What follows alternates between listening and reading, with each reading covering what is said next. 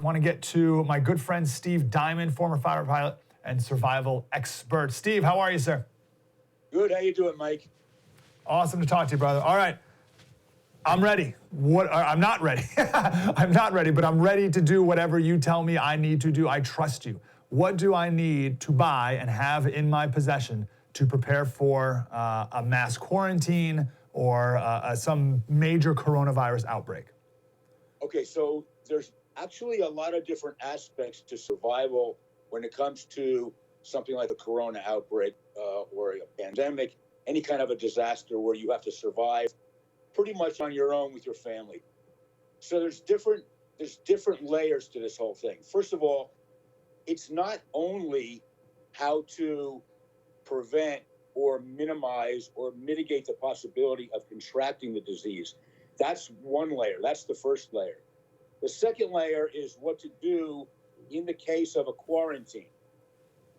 The third is how to prepare yourself for the long run, not just in terms of what resources to have, but how to prepare yourself mentally, psychologically, financially, from a survival point of view, communications, because it's not only you and your family, it's what will happen or what could happen with society and the larger culture. So let's take it layer by layer, Mike. First of all, in terms of prevention, before there's even a quarantine, or even if it gets to the point of quarantine, depending upon how much you're permitted to be interacting with the public. Clearly, you want to have preventive measures to mitigate the possibility of contracting the disease. So having barriers to start with is very important.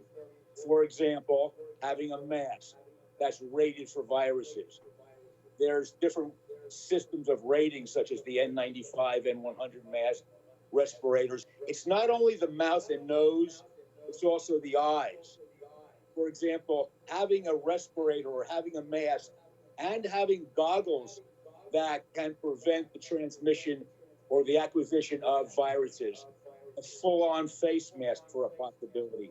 That's one thing. Having something like a hand sanitizer, Purell, or alcoholic wipes, not coming in physical contact with other surfaces like doorknobs, places that are likely to transmit the virus, such as gyms, fitness centers, restaurants, that kind of thing.